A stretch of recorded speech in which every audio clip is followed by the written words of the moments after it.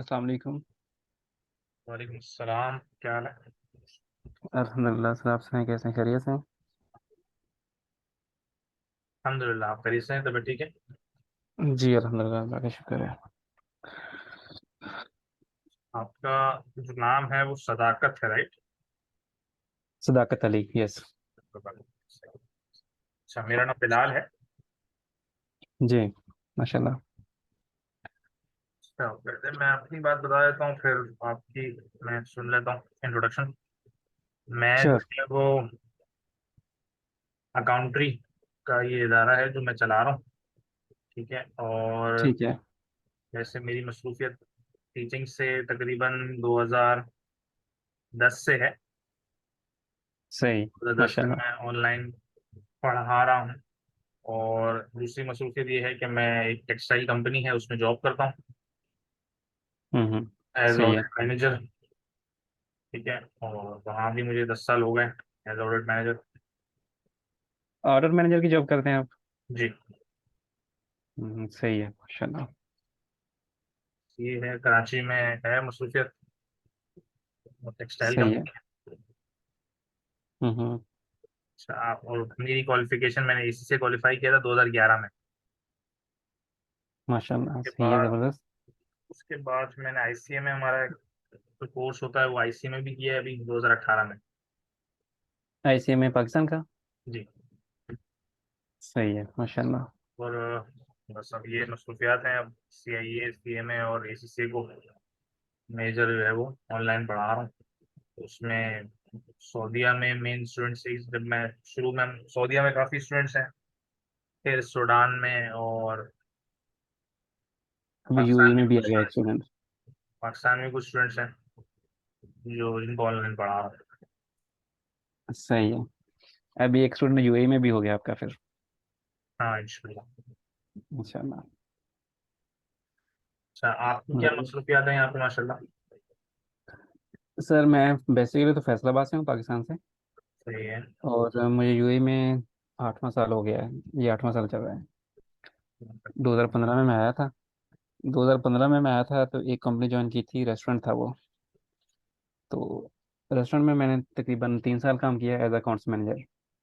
ठीक है। उसके बाद सेम ओनरशिप थी तो मुझे उन्होंने ट्रांसफ़र कर दिया मेडिकल रेस्टोरेंट से मेडिकल सेंटर में। तो मैं भी, एक ग्रुप ऑफ कंपनीज है, हमारे 8-9 हॉस्पिटल हैं यूएई में। अच्छा। तो ग्रुप है, उस ग्रुप का अकाउंट्स मैनेजर हूँ मैं। ठीक है। क्वालिफिकेशन मेरी सीपीए है। सीपीए मैंने पाकिस्तान का किया हुआ है। और सीपीए यूके भी है। वेरी गुड, सही है। सीएमए मैंने शुरू किया था यूएस से, लेकिन अभी किया नहीं ना। मैंने ट्राई की है, सीटिंग कोई नहीं हुई एग्जाम में। तो बस इन प्रोसेस ही है। काफ़ी देर से बस लगा हूँ, टाइम ही नहीं मिलता है इतना। हम्म। तो अभी जो थी ना, जिसके लिए मैं सीएए कर रहा हूँ, हमारी एक्विजिशन हो गई है दूसरी कंपनी के साथ, मर्जर हो गया है हमारा। सही है। मर्जर ऐसे हुआ कि ये यूएई के एक इंटरनेशनल होल्डिंग कंपनी है, आईएचसी के नाम से। ठीक है। वो होल्डिंग कंपनी है, जो यूएई के प्रेसिडेंट है उनकी है। ठीक है। हमारी एक्विजिशन कर ली उन्होंने। ठीक है। हमारा जो हमारा पूरा का पूरा कंपनी उनमें मर्ज हो गया है। तो अभी हमारा तकरीबन 40% शेयर रह गया है और उनका 60% है। ठीक है। अभी अकाउंट्स के लेवल पे तो हम डील कर रहे हैं उसके साथ। मैं हूँ, एक मेरे साथ सीएफओ है, और एक सर मेरे साथ असिस्टेंट मैनेजर है अकाउंट्स पे। हम 3-4 बंदे जो हैं उनको डील कर रहे हैं। अभी वो कर रहे हैं हमारा इंटरनल ऑर्डर शुरू। अभी हुआ नहीं है, अभी हो रहा है, अभी नेक्स्ट वीक में हो जाएगा। ठीक तो है। इंटरनल ऑर्डर का मुझे एक्सपीरियंस नहीं था, इसलिए मैं इंटरनल ऑर्डर की तरफ जा रहा हूँ ताकि उनको compete कर सकें, क्योंकि उनमें जारी बात है, वो एक बड़ी कंपनी है। तो उनको compete करने के लिए हमारा लेवल भी कुछ उस तरह का होना चाहिए। तो 5-6 साल हो गए मुझे मेडिकल सेंटर में। तो अभी जाके हमारे जब मर्जर हुआ था उनके साथ, तकरीबन 6-7 महीने से, अक्टूबर से हुआ था ये। उसी के लिए मैं सीए भी करना चाह रहा हूँ राइट नाउ। वैसे तो जॉब अच्छी चल रही है माशाल्लाह, अल्हम्दुलिल्लाह, सैलरी वगैरह सब कुछ ठीक ही चल रहा है। हाँ जी। लेकिन जो पर्पज़ है सिर्फ यही है कि उनको मैं compete कर सकूँ उनके साथ। और मुझे हाउ ना हो जाए कि सीए क्या है, इंटरनल क्या होता है, बस। तो मैं वापस थोड़ा सा रिफ्रेश करता हूँ कि आप अकाउंट्स में हैं अभी, ठीक है, और जी। उन्होंने आपका ऑडिट करना है, यस। ठीक है, तो उसके लिए आप ऑडिट की नॉलेज ले रहे हो। यस। तो मुझे थोड़ी सी बात यूँ लग रही है कि अकाउंट्स, अगर वो उन्होंने ऑडिट करना है तो आप अकाउंट्स की नॉलेज लो, ज़्यादा बेहतर नहीं? अकाउंट्स का तो हमारा एक्सटर्नल ऑडिट हो गया है ऑलरेडी। ठीक है। वो फाइनेंशियल अभी मिल जाएंगे, मे बी नेक्स्ट वीक में या अगस्त के शुरू से पहले मिल जाएंगे। हमें ईवाई ने ऑर्डर किया है अभी, तो सही है। वो तो हो गया हमारा एक्सटर्नल। ठीक है। अभी जो इंटरनल ऑडिट है उसके लिए मुझे चाहिए नॉलेज थोड़ा। सही। ठीक। अकाउंट्स के लेवल पे ठीक है, अल्हम्दुलिल्लाह मैं चल रहा हूँ। जितना माशाल्लाह आपकी क्वालिफिकेशन उतनी तो नहीं है। आपने माशाल्लाह सी ए सी सी किया है और सी एम ए भी, लेकिन उतनी नहीं है, लेकिन मैं चल रहा हूँ, ठीक हूँ। सही। ठीक है। अच्छा, फिर आपने रिकॉर्डेड लेक्चर्स भी मेरे ख्याल लिए थे कहीं से, फैसलाबाद से ही शायद, तो वो आपको फिर उसमें नहीं हो सका? हाँ जी, रिकॉर्डेड लेक्चर लिए हैं मैंने। वो पेशावर में है, एक स्कूल है, स्कूल ऑफ अकाउंटेंसी ऐसे कुछ के नाम से है। सही है। उन्होंने मुझे क्लासेस तो वो मेरे साथ शेयर कर रहे हैं रिकॉर्डेड, लेकिन अभी तक सिर्फ मैंने एक ही लेक्चर से गो थ्रू हुआ हूँ। तो जो फर्स्ट क्लास थी उनकी, तो ठीक बाद है। में मैंने एक दो उनसे क्वेश्चन किए हैं तो मुझे रिस्पांस नहीं आया उनका। तो एक तो ये प्रॉब्लम थी, और दूसरा इशू था कि जो स्पोर्टिंग मटेरियल वो पढ़ा रहे हैं ना, जो मैंने बुक्स आपसे ली थी, हम्म। वो बुक्स तो अपडेट हैं आपने दी हुई जो मुझे, लेकिन वो जो पढ़ा रहे हैं वो मुझे आइडिया नहीं हुआ कि वो कौन से पढ़ा रहे हैं। और टॉपिक तो बताते हैं मुझे कि ये टॉपिक हम पढ़ा रहे हैं, लेकिन वो मटेरियल कहाँ से ले रहे हैं पढ़ाने के लिए, ये मुझे समझ नहीं आया उनका। तो मुझे चाहिए था बंदा जो फेस टू फेस हो जाए मेरे, और जो क्वेश्चन जो होगा कंसर्न होगा वो मेरा क्लियर कर सके। अकेला सर्टिफिकेट लेना का पर्पज़ नहीं है मेरा, हम्म। जस्ट नॉलेज भी लेना है मैंने, वो उसके लिए मैं कर रहा हूँ। सही। सही। ठीक है, समझ गया मैं आपकी बात। जी। सही। अच्छा, थोड़ा सा हम, आपने सिलेबस देखा होगा इसका मेरे ख्याल से, पहले एक थ्रू गो थ्रू करते हैं सिलेबस को, जी। फिर हम आगे थोड़ा पढ़ाई की तरफ जाते हैं, चीज़ों को देखते हैं। ठीक है। ठीक है। अच्छा। अच्छा, मेरा थोड़ा, हमारे पे आपको पता ही होगा वैसे कि यहाँ जो है ना, कराची में, पाकिस्तान में बारिशें काफ़ी हो रही हैं। तो वैसे तो सिग्नल अभी तो बेहतर बेहतर है, लेकिन हो सकता है कुछ ड्रॉप करें, तो वो फिर ठीक है, नो थोड़ा सा, प्रॉब्लम। हाँ वो हो सकता है बारिश कैसे, क्योंकि आज वैसे तो कराची में नहीं हुई थी बारिश, आज कराची में बारिश हुई और ज़्यादा हुई है, तो सही। सिग्नल ड्रॉप करें। हमारी तरफ भी कभी बारिश भेज दिया करें, वहाँ इधर तो होती ही नहीं है। दुबई में तो जो है ना वो पैसों की इधर तो बारिश बहुत। शायद हो जाए अभी, लेकिन जो है वो आज बारिश मुश्किल काम है। अच्छा।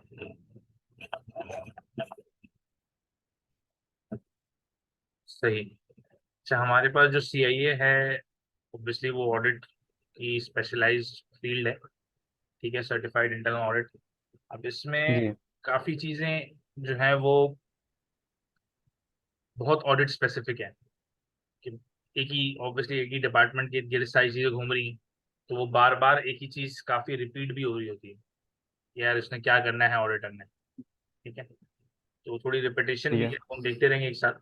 Total syllabus, part one, part two, part three, आपको पता ही है, उसमें पार्ट वन में आपके पास 125 क्वेश्चन हैं, ठीक है, और आपके पास 2.5 घंटे हैं, नहीं 150 मिनट है। ठीक है। एग्जाम टेक्निक्स के ऊपर हम और बात करेंगे, लेकिन वो पहले जी। हम डिस्कस करेंगे एक यूनिट, उसके बाद उसकी एग्जाम टेक्निक्स पे आएंगे।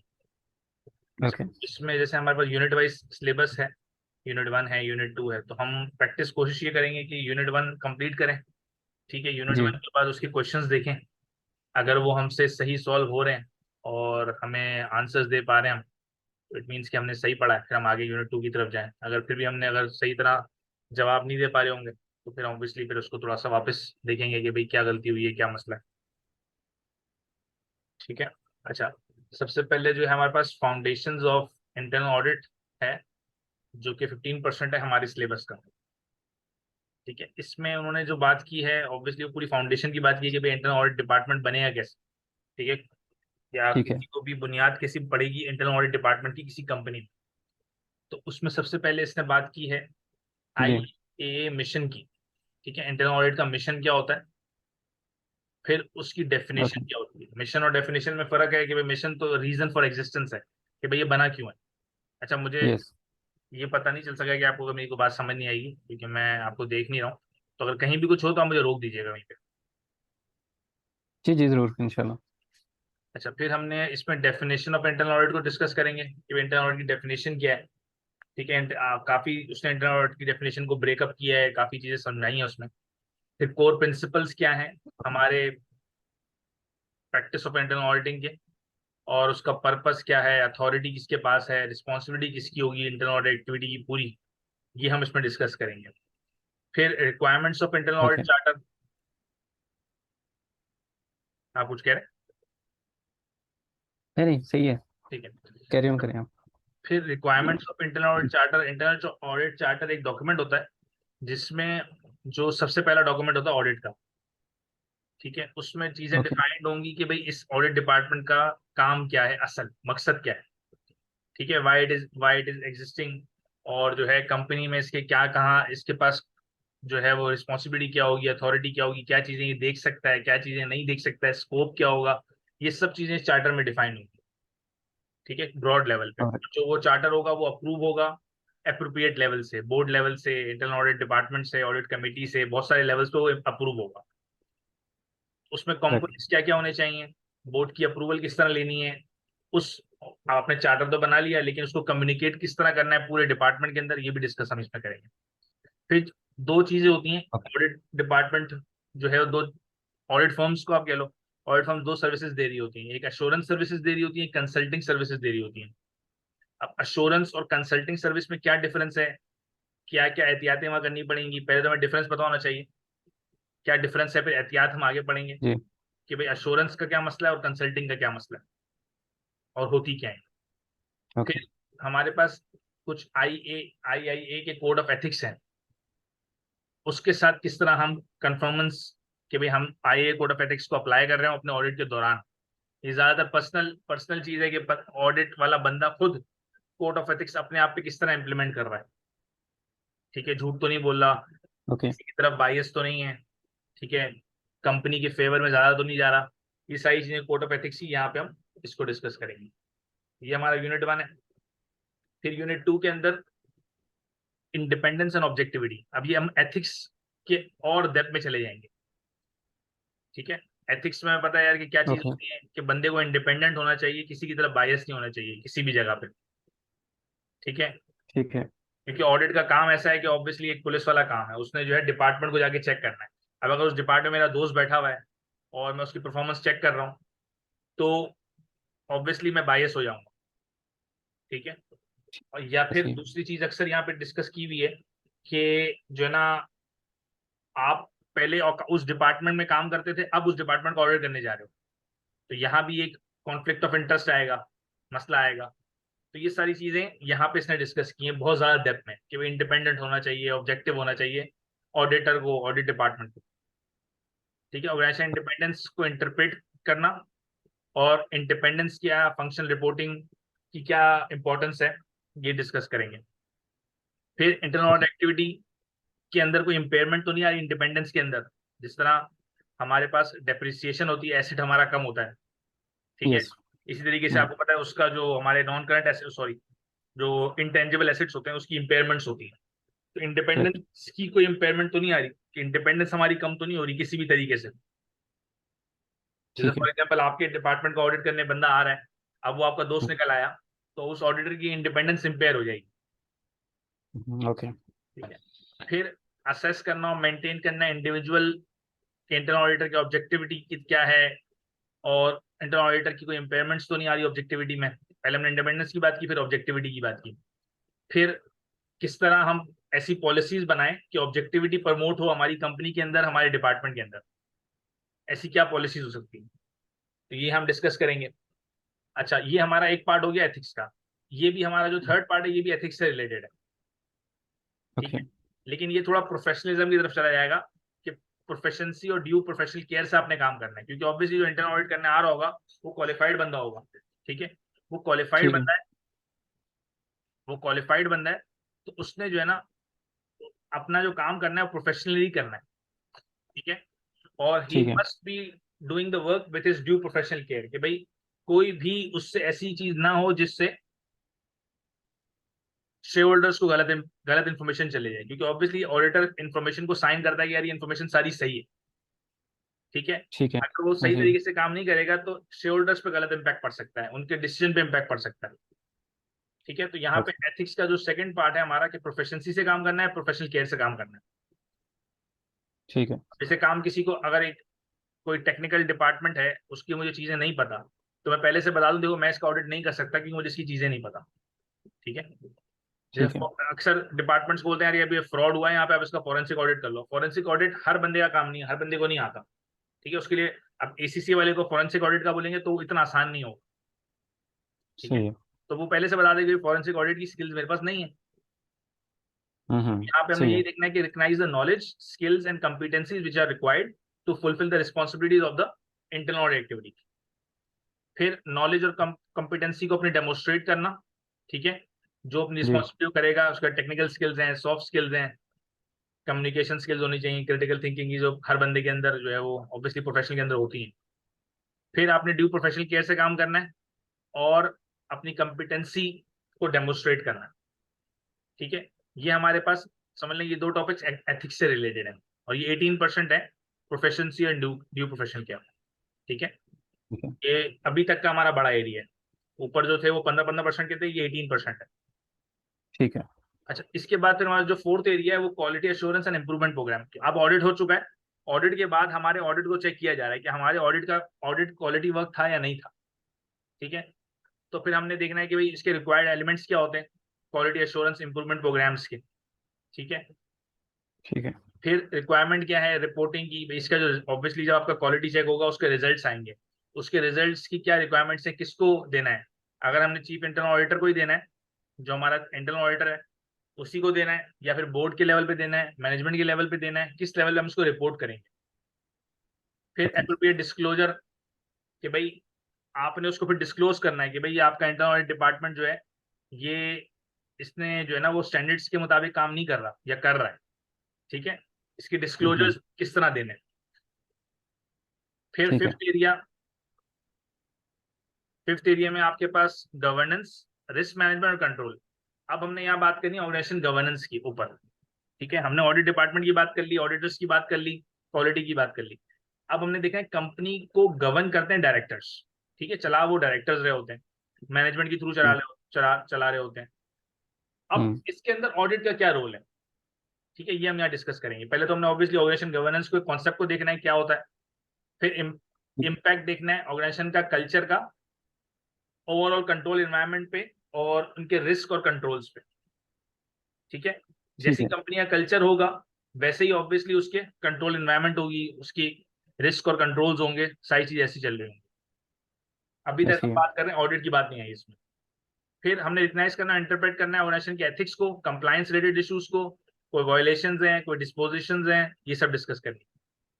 फिर सीएसआर की बात होगी कि कंपनी की कॉर्पोरेट सोशल रिस्पॉन्सिबिलिटी क्या है और किस तरीके से वो उसको कर रही है, ठीक है। फिर फंडामेंटल कॉन्सेप्ट रिस्क का और रिस्क मैनेजमेंट प्रोसेस का, कि भाई यहाँ पे रिस्क के ऊपर क्या काम हो रहा है और रिस्क मैनेजमेंट प्रोसेस के ऊपर क्या काम हो रहा है। ठीक फिर है। Globally accepted risk management frameworks को यहाँ पे देखना है, जो कोसो फ्रेमवर्क है, आईएसओ 31000 है, इसको यहाँ पे डिस्कस किया हुआ है। जहाँ पे भी मॉडल्स आ जाते हैं, जैसे कोसो फ्रेमवर्क है, ईआरएम की चीजें हैं, आईएसओ है, ये थोड़ी इंपॉर्टेंट चीजें हैं कि एग्जाम में आसानी से हो सकती है, तो इनको थोड़ा सा हमें डिटेल में देखना होगा। ओके।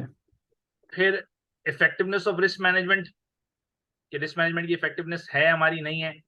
फिर अप्रोप्रिएट, अब हमारे पास आ रहा है इंटरनल ऑडिट, कि रिकग्नाइज करना है हमें कि भाई इंटरनल ऑडिट एक्टिविटी का क्या रोल होगा ऑर्गेनाइजेशन की रिस्क मैनेजमेंट प्रोसेस में।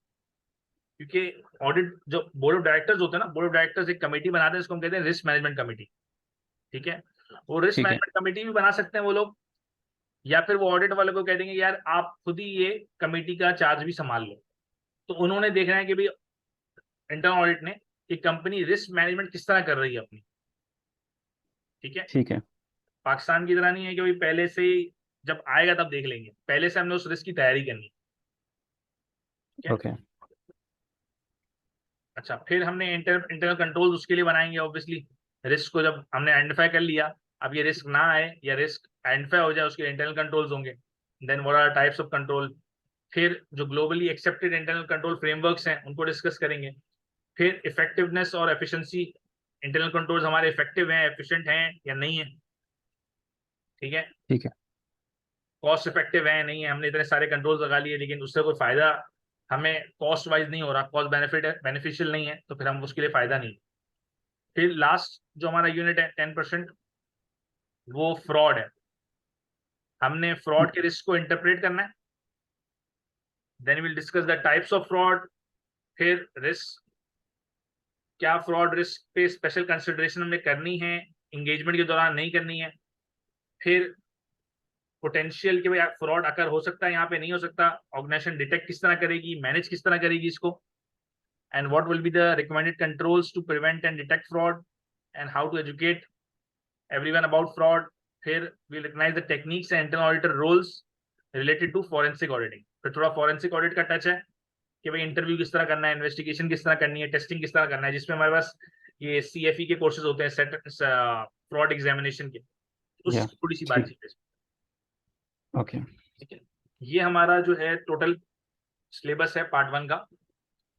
कोई ऐसी चीज नहीं है कि जो है ना वो बहुत मुश्किल हो और रिपीटेशन ज्यादा है। हमने चीजें पढ़ी हुई हैं, हमने देखी हुई भी हैं कंपनी के अंदर। और सबसे बड़ी बात है कॉमन सेंस की बात है कि भाई जी। हर लेवल पे आके कॉमन सेंस काम आता है कि भाई कॉमन सेंस हमारा जो बोल रहा है वही काम कर रहे होते हैं, लेकिन बस उसने स्टैंडर्ड में लिख दिया कि भाई हाँ ये स्टैंडर्ड है, ये क्या है। ठीक है। कोई ऐसी रॉकेट साइंस या ऐसी कोई चीज नहीं। सही है। एक क्वेश्चन है इधर मेरा। हम्म। अभी हमने एक नीचे पढ़ा कि वो कमेटी बनाएंगे एक इंटरनल कंट्रोल की। ठीक है। आई थिंक ये 1835% जिसमें है, इसमें रिस्क मैनेजमेंट कमेटी बनाएंगे। ठीक है। अच्छा, अभी जैसे कि मैंने बताया हमारी कंपनी के जो एक्विजिशन हुई है, तो अभी इंटरनल ऑडिट होता है। इंटरनल ऑडिट के बाद वो अगर कमेटी बनाते हैं, तो वो कमेटी जो हमारे मेडिकल सेंटर के हमारे जो बंदे हैं उन पे मुश्तमिल होगी, या कि जिन्होंने हमारी कंपनी को एक्विजिशन की है जिन्होंने, उनके बंदे होंगे इस कमेटी में। ज्यादातर चांसेस तो यही है कि जो एक्वायरर है वो खुद ही बनाएगा, अपने बंदे ही रखेगा उसमें।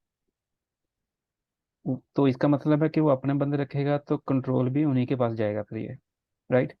कंट्रोल भी उसी, क्योंकि वो आपको ऑडिट कर रहे हैं ना, तो वो ये देखेंगे कि भाई आपने अभी तक रिस्क को किस तरह मैनेज किया है। ठीक है। ओके। और कोई चीज इसमें नहीं, सिलेबस के बस यही था हवाले से? बाकी। अब ठीक है हम बाकी। उस पे आते हैं यूनिट 1 पे। ये आपको नजर आ रहा है? जी, नजर आ रहा है। अच्छा, अब हमारे पास जो इसके अंदर सबसे पहले हमने बात की थी फाउंडेशन ऑफ इंटरनल ऑडिट की। तो जी। इसमें हमारे पास पहले तो एप्लीकेबल गाइडेंस है थोड़ी सी, फिर एथिक्स, इंट्रोडक्शन है, प्रिंसिपल्स है। एथिक्स में आपके पास जो पार्ट्स होते हैं, इंटेग्रिटी है, ठीक है। फिर ओके। आपके पास ऑब्जेक्टिविटी है, then you have confidentiality, competency, and then we will talk about the internal audit charter. फिर ये अभी थोड़ी सी बात करेगा इन पे, इंटेग्रिटी पे, ऑब्जेक्टिविटी पे थोड़ी बहुत। फिर ये और डिटेल में इंटेग्रिटी में जाएगा, फिर ऑब्जेक्टिविटी पे जाएगा, फिर कॉन्फिडेंशियलिटी पे जाएगा, कॉम्पिटेंसी पे जाएगा, ठीक है। ओके। लेकिन ठीक है। पहले एप्लीकेबल गाइडेंस की बात करें। लर्निंग ऑब्जेक्टिव्स स्टडी यूनिट 1 के, कि भाई हमने सबसे पहले आईए मिशन को देखना है, डेफिनेशन इंटरनल ऑडिट की, कोर प्रिंसिपल्स, पर्पस, अथॉरिटी और रिस्पॉन्सिबिलिटी क्या है इंटरनल ऑडिट एक्टिविटी की, ठीक है। फिर ठीक है। Requirement of internal audit charter के, इंटरनल ऑडिट चार्टर की रिक्वायरमेंट्स क्या हैं, what would be the components of it, how it will be approved, and how it will be communicated to all the department, ठीक है। फिर ठीक है। Difference हमारा क्या है एश्योरेंस और कंसल्टिंग सर्विस।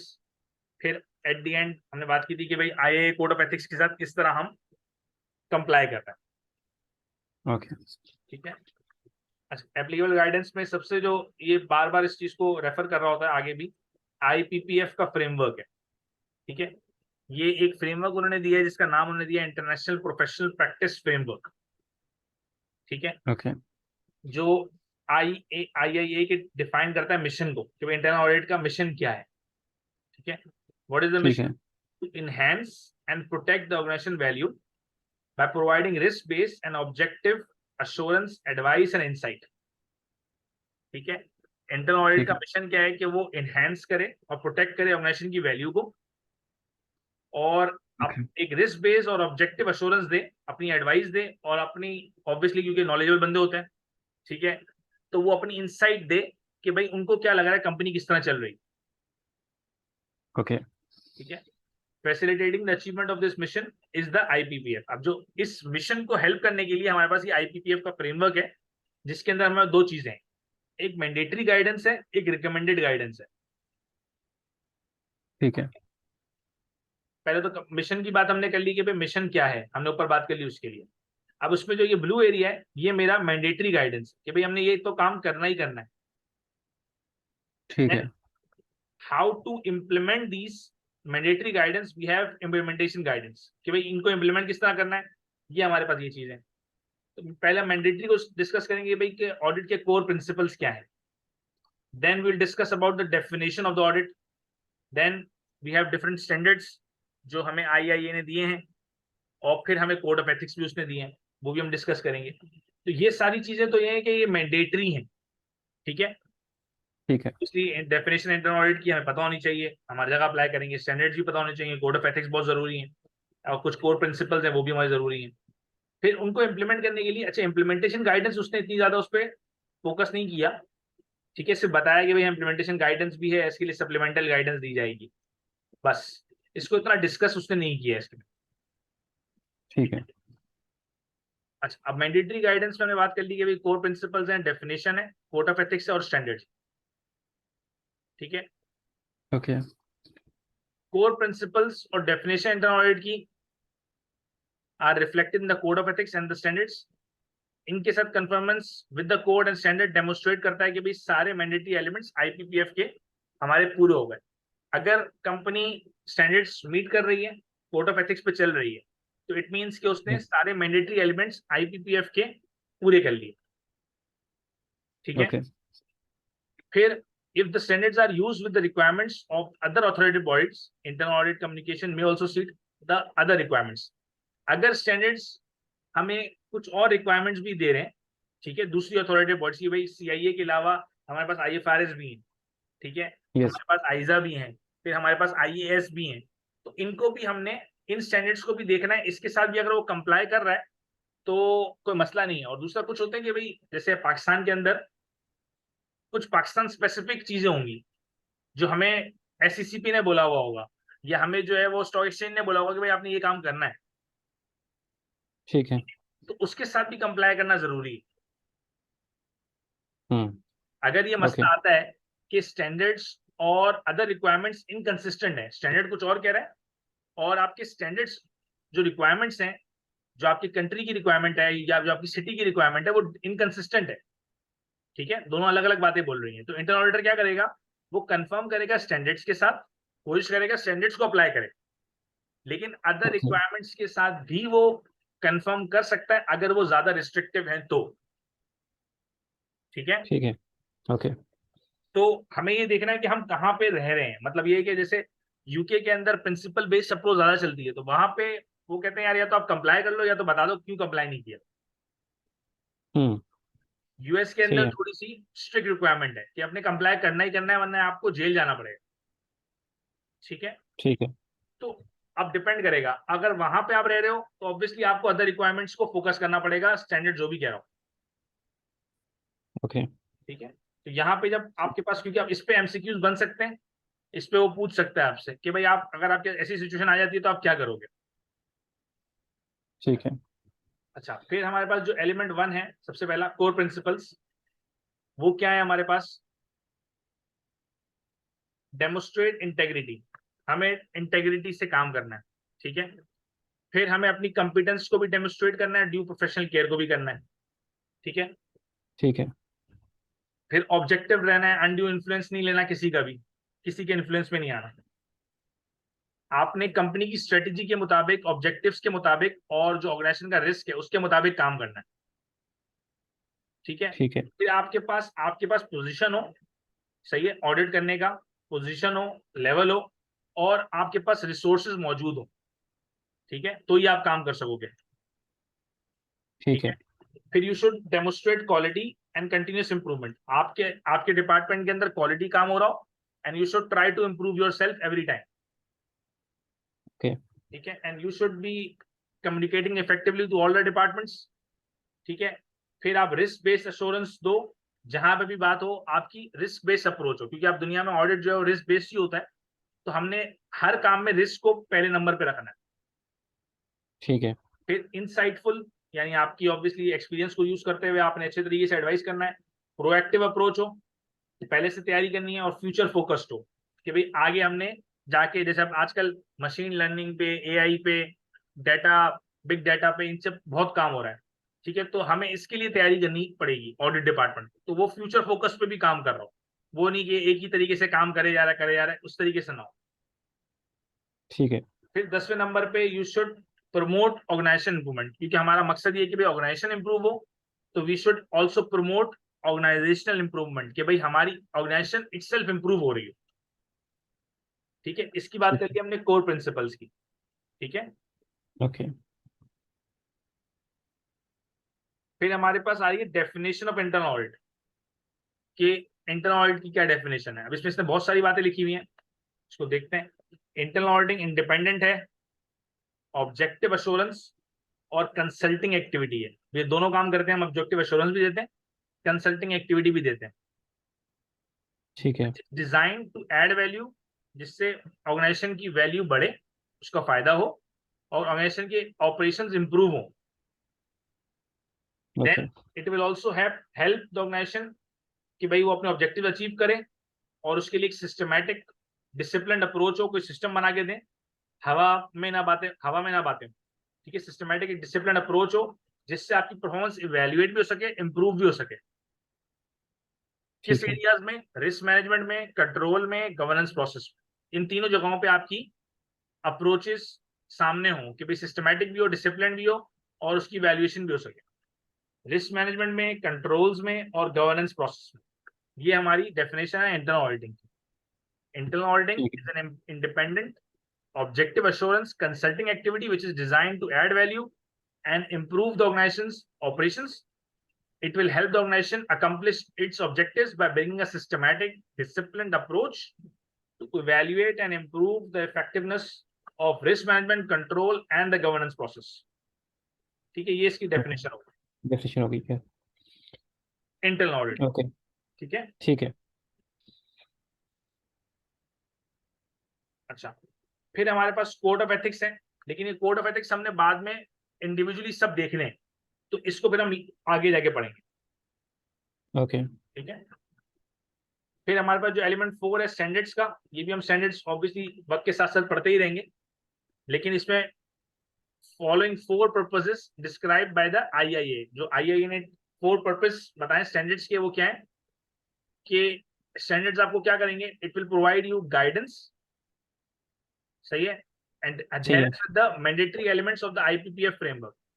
स्टैंडर्ड आपको गाइड करेंगे ताकि आप मैंडेटरी एलिमेंट्स को कंप्लाई कर सको। ओके। ठीक है, फिर एक फ्रेमवर्क भी प्रोवाइड करेंगे, जिससे आप परफॉर्म भी कर सकोगे और प्रमोट कर सकोगे value added internal audit services को। ठीक है, ताकि आप अपनी ऑर्गेनाइजेशन को, अपनी सॉरी ऑडिट एक्टिविटी को आगे काम भी कर सको, और उसको प्रमोट भी कर सको। ठीक ये है। स्टैंडर्ड्स के लिए फ्रेमवर्क भी प्रोवाइड करेंगे। फिर बेसिस फॉर इवैल्यूएशन, कि भाई आप अपनी परफॉर्मेंस को इवैल्यूएट करना है, तो कैसे इवैल्यूएट करेंगे? हम देखेंगे हम स्टैंडर्ड से अब कंप्लाई कर रहे हैं नहीं कर रहे, तो ये आपके पास एक बेसिस बन जाएगी इवैल्यूएशन की, स्टैंडर्ड्स। ओके। फिर then it will improve your organisation process and operations as well. ठीक है, अब ये ठीक है। स्टैंडर्ड्स इंपॉर्टेंट क्यों है प्रैक्टिस ऑफ इंटरनल ऑडिटिंग में? ठीक है, बहुत इंपॉर्टेंट है।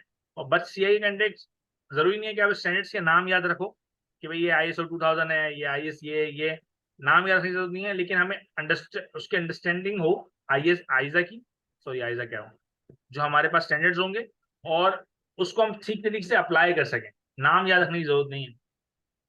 ठीक है। ये स्टैंडर्ड्स की बात होगी। अच्छा, अब इसने थोड़ा सा यहाँ बताया है कि हमारे पास कुछ स्टैंडर्ड्स जो है ना, उसके टाइप्स हैं। फिर आगे इसने जो स्टैंडर्ड्स बयान किए ना, तो उसमें स्टैंडर्ड्स की उसने हर जगह पे उसके कलर्स अलग रखे हुए हैं, और उसको बताया कि भाई ये क्या है। तो स्टैंडर्ड्स की क्या टाइप्स है हमारे पास? जो हमें, एक तो हमारे वो स्टैंडर्ड कॉस्टिंग वाले स्टैंडर्ड्स होते हैं, ये वो नहीं है, ये स्टैंडर्ड्स हैं। हम्म। ये जो हमने ओके। वहाँ पे थ्योरेटिकल स्टैंडर्ड्स, सबसे पहले हमारे को एट्रीब्यूट स्टैंडर्ड। ठीक है, ठीक एट्रीब्यूट है। स्टैंडर्ड्स के अंदर क्या डिस्क्राइब कर रहा होगा वो, characteristics of the organisation and parties providing the internal auditing services. ठीक है, वो कैरेक्टरिस्टिक्स बताएगा ऑर्गेनाइजेशन के और पार्टीज जो प्रोवाइड कर रही है इंटरनल ऑडिट सर्विसेज।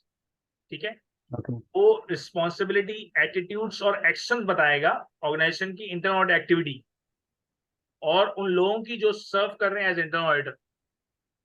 ठीक है, ओके। तो यहाँ पे हम नीचे आएंगे जब, तो ग्रीन में जो लिखा हुआ है वो हमारे एट्रीब्यूट स्टैंडर्ड्स हैं। अगर मेरे पास कोई सामने आ जाए ग्रीन वाला, नहीं आ रहा, तो मुझे यहाँ पे, ठीक है, जो ग्रीन से लिखे हैं एट्रीब्यूट स्टैंडर्ड्स हैं। ठीक है, अच्छा, ओके। फिर उसके बाद हमारे पास परफॉर्मेंस स्टैंडर्ड्स हैं। ठीक है, वहां बात कर रहा था वो ठीक है। पार्टीज के ऊपर, जो काम कर, जो इन्वॉल्व है पार्टीज। परफॉर्मेंस स्टैंडर्ड डिस्क्राइब करेगा नेचर ऑफ इंटरनल ऑडिटिंग, कि भाई काम क्या हो रहा है। ठीक है, काम के ऊपर बात करेगा, और क्वालिटी क्राइटेरिया प्रोवाइड करेगा इंटरनल ऑडिट की परफॉर्मेंस को इवेल्युएट करने के लिए। ठीक है, ये हमारे ठीक है। पास परफॉर्मेंस स्टैंडर्ड्स होंगे। यहाँ बात हो रही थी उन पार्टीज की जो इन्वॉल्व है, यहाँ बात हो रही है जो वो काम कर रही है उसके बारे में बात हो रही है। ओके। ठीक है, फिर हमारे पास उसकी इंटरप्रिटेशंस भी हैं, वो एट्रीब्यूट या परफॉर्मेंस स्टैंडर्ड्स को क्लैरिफाई करने के लिए उसने बताई हैं, वो ब्लू बॉक्सेस में होंगी।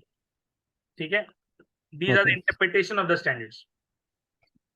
Then we have some implementation standards, जो स्पेसिफिक टाइप ऑफ एंगेजमेंट्स में अप्लाई होंगे।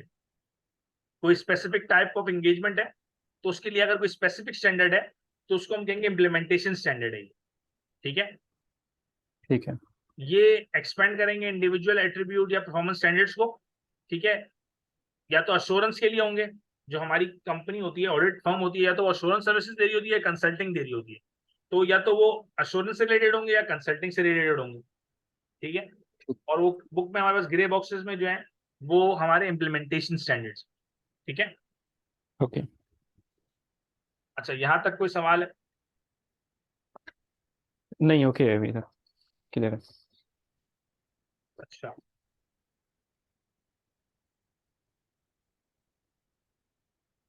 फिर इसके बाद रिकमेंडेड गाइडेंस में मैंने कहा था इन्होंने इतनी बात नहीं की हुई।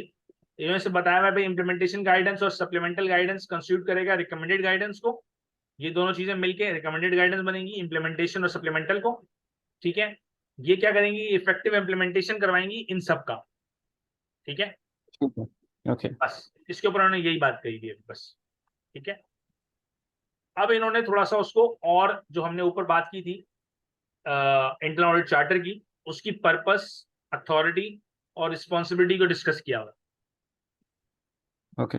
ठीक है, इंटरनल ऑडिट एक्टिविटी की पर्पस किस तरह पता चलेगा, अथॉरिटी किस तरह पता चलेगी और उसकी रिस्पॉन्सिबिलिटी किस तरह पता चलेगी, तो ये हमारे पास यहाँ पे डिस्कस किया हुआ है। अच्छा, मैं आज क्लास यहीं तक रखूंगा। ठीक है, जी। ओके। उसके बाद मुझे ये भी डिस्कस करना था कि अगर हम कंटिन्यू करते हैं इंशाल्लाह, तो इंशाल्लाह। आपके पास मुझे टाइमिंग्स का जो आप बता रहे थे, क्योंकि हमने 2 दिन तो डिसाइड कर लिए थे हमारे पास, हाँ, 2 दिन तो हो गए थे। तीसरा हमारे पास, लेकिन उसमें 2 दिन में आज का दिन नहीं था। हाँ, एक्चुअली बात ऐसे है, मेरी फैमिली भी इधर होती है। अच्छा, तो सैटरडे और संडे को टाइम कम लगता है, क्योंकि फैमिली को कुछ वीकली टाइम देना होता है थोड़ा। सही है।